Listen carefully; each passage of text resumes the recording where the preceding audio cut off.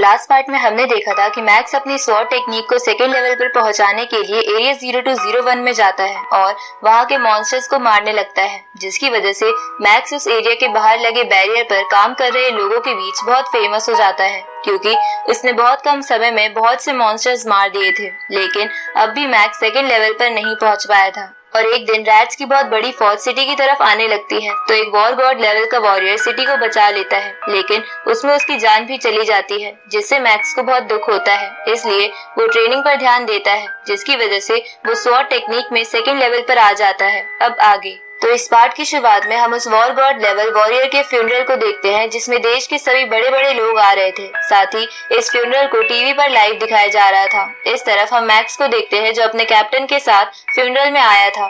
तभी मैक्स वहाँ ईवा को देखता है जो अपने दादाजी और भाई के साथ वहाँ आई थी। इस तरफ ईवा के भाई को फ्यूनरल हॉल में अपना दोस्त मिलता है, जो स्पेशली अपना असाइनमेंट छोड़कर ये फ्यूनरल अटेंड करने आया था। अब वो ब्रदर अपने दोस्त से बातें करते करते उसे कहता है कि वॉर गॉड लेवल का वॉरियर बहुत ही स्ट्रॉन्ग और महान था। तभी वो ब्रदर मैक्स की ओर इशारा करके अपने दोस्त को बताता है कि ये बंदा भी उस वक्त उस वॉरियर के साथ था, लेकिन ये डरपोक वहाँ से भागकर आ गया। साथ ही ये लड़का हमेशा मेरी बहन के पीछे लगा रहता है। ये सुन के उसका दोस्त ब्रदर को कहता है कि लगता है आपको कोई गलतफहमी हुई है, क्योंकि मैक्स के बारे में मैंने सुन रखा है, क्योंकि इसने पिछले हफ्ते ही एरिया 0201 में 10,000 मॉन्स्टर्स को मारा था, जिसकी वजह से मैक्स एरिया 0201 के बाहर काम कर रहे लोगों के बीच बहुत फेमस हो गया है। ये सुन के वो ब्रदर हैरान हो जाता है। दूसरी तरफ हम उस अंकल और टाइगर टीम के कैप्टन को देखते हैं, जहाँ फ्यूनरल में आकर वो कैप्टन अंकल से कहता है कि मैंने फायर हैमर टीम को खत्म करने का प्लान बना लिया है, जिस प्लान में हम लाइटनिंग टीम, जो कि एक स्ट्रॉन्ग टीम है, उस टीम के साथ एक मिशन पर जाएंगे और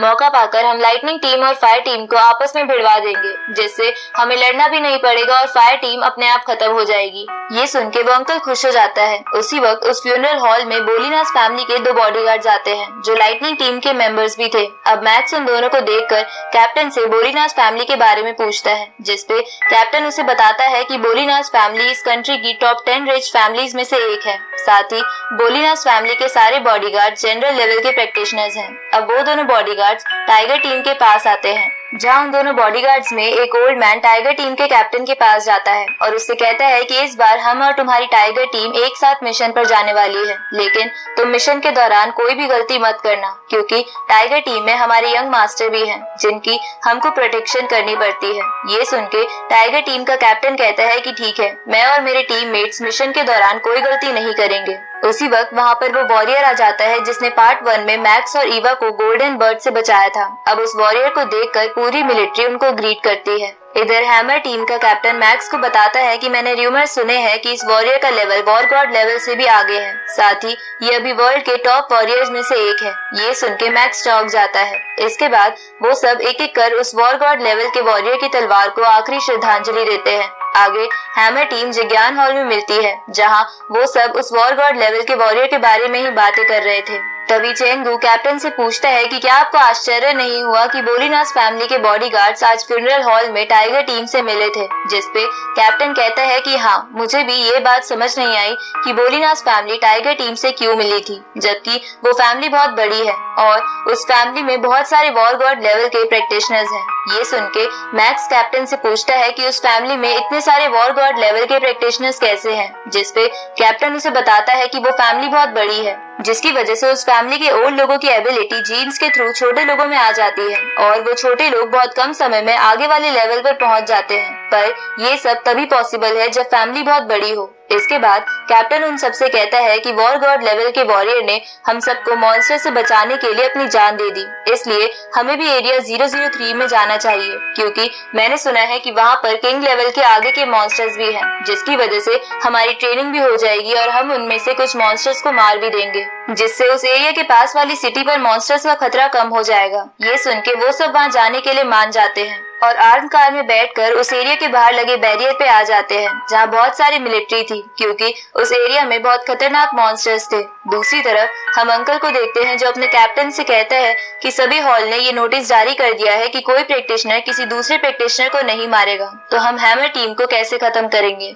जिसपे वो कैप्टन अंकल से कहता है कि तुम चिंता मत करो, अगर हम हैमर टीम को लाइटनिंग टीम से भिड़वा देंगे तो लाइटनिंग टीम हैमर टीम को खत्म कर देगी और किसी को भी पता नहीं चलेगा, क्योंकि लाइटनिंग टीम के मेंबर्स बोलीनास फैमिली से हैं, जो बहुत अमीर है। इस तरफ हम हैमर टीम को देखते हैं, जहां वो सब एरिया 003 में आ जाते हैं। तभी उन पर एक हाई लेवल म्यूटेंट क्रो हमला कर देता है, तो वो सब उससे बचकर एक बिल्डिंग के अंदर आ जाते हैं और अंदर बैठकर मॉन्स्टर के बारे में बात करने लगते हैं। तभी उन सबको गोलियों की आवाज आती है, जहां बाहर देखने पर उन्हें पता चलता है कि एक 2-हेडेड स्नेक एक प्रैक्टिशनर टीम के पीछे पड़ा हुआ था, लेकिन वो टीम किसी और कंट्री से थी। पर कैप्टन फिर भी कहता है कि हम इस टीम को बचा के रहेंगे, क्योंकि हम सब एक ही हैं। इस तरफ वो 2-हेडेड स्नेक उस इंडियन टीम के कैप्टन को मारने ही वाला था, पर तभी वहाँ मैक्स और हैमर टीम का कैप्टन आ जाता है, जिसके बाद वो दोनों मिलकर उस स्नेक को इंजर्ड कर देते हैं। जिसके बाद मैक्स अपनी स्वॉर्ड की 2nd लेवल की लाइटनिंग टेक्निक से उस स्नेक को मार देता है, जिसकी वजह से सभी खुश हो जाते हैं। तभी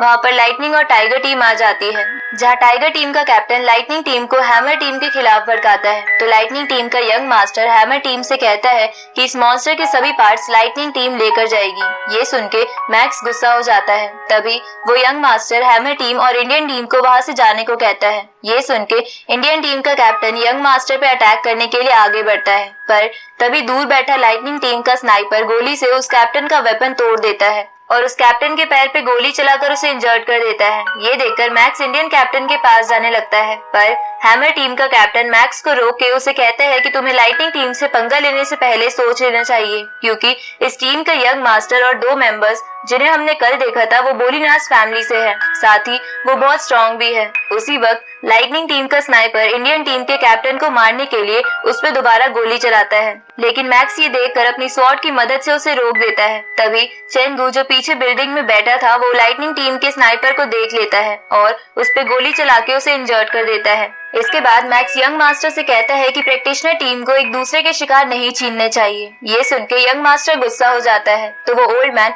जो उसका बॉडीगार्ड था मैक्स को दूर फेंक देता है। ये देखकर कैप्टन उस पर अटैक करता है, लेकिन दूसरा बॉडीगार्ड कैप्टन के वेपन को दूर फेंक देता है। अब वो ओल्ड मैन मैक्स को बहुत बुरी तरह पीटने लगता है, पर मैक्स मौका पाकर उसे कहता है कि आप इंडियन टीम को यहाँ से जाने दो, क्योंकि वो आपका मुकाबला नहीं कर सकती, क्योंकि उनका कैप्टन अभी इंजर्ड है। ये सुन के वो ओल्ड मैन मैक्स से कहता है कि पर मैं ऐसा क्यों करूँ, जिसपे मैक्स चेंगू से कहता है कि यंग मास्टर पे गोली चलाओ। ये सुन के चेंगू ऐसा ही करता है, लेकिन मैक्स उस गोली को बीच में से काट देता है। इसके बाद मैक्स उस ओल्ड मैन से कहता है कि मैं अगली बार वो गोली नहीं रोकूंगा और चेंगू का निशाना बहुत ही अच्छा है, इसलिए अगर तुम अपने यंग मास्टर को बचाना चाहते हो तो यहाँ से चले जाओ। ये सुन के वो ओल्ड मैन इसके लिए मान जाता है, जिसपे वो दूसरा बॉडीगार्ड ओल्ड मैन से कहता है कि ये आप क्या कर रहे हो, जिसपे ओल्ड मैन कहता है कि हम यंग मास्टर के बॉडीगार्ड्स हैं, इसलिए हम ऐसा कोई काम नहीं करेंगे जिससे उनकी जान को खतरा हो। अब लाइटनिंग टीम वहाँ से जाने लगती है, तो टाइगर टीम भी उनके साथ जाती है, जहाँ जाते समय अंकल मैक्स से कहता है कि तुम लकी हो जो इस बार बच गए। आगे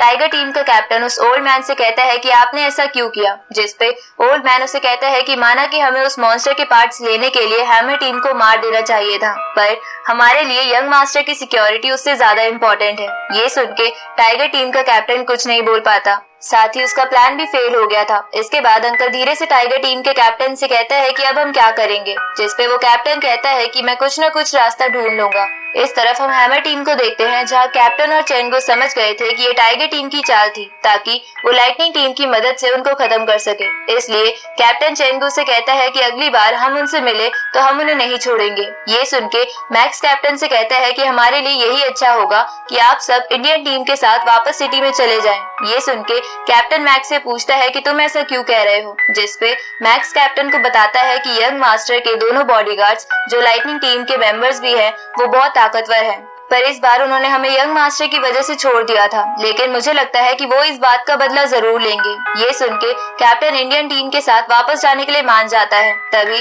चेंगू मैक्स से पूछता है कि तुम हमारे साथ क्यों नहीं चल रहे हो, जिसपे मैक्स बोलता है कि वो लाइटनिंग टीम का पीछा करने जा रहा है, ताकि वो उनके प्लान के बारे में पता लगा सके। जिसपे चेंगू से कहता है कि मैं भी तुम्हारे साथ चलूंगा, लेकिन मैक्स उसे ये कह के मना कर देता है कि इसकी कोई जरूरत नहीं है, क्योंकि मेरे पास स्पिरिचुअल पावर है और मैं अपनी प्रोटेक्शन कर लूंगा। ये सुन के वो दोनों इसके लिए मान जाते हैं, लेकिन कैप्टन मैक्स से कहता है कि तुम उनका पीछा करते वक्त सावधान रहना, क्योंकि वो दोनों बॉडीगार्ड्स तुम्हें आराम से मार सकते हैं, इसलिए अगर तुम गलती से पकड़े जाओ तो वहाँ से भाग जाना। और कैप्टन के ये कहते ही ये पार्ट यहीं खत्म होता है।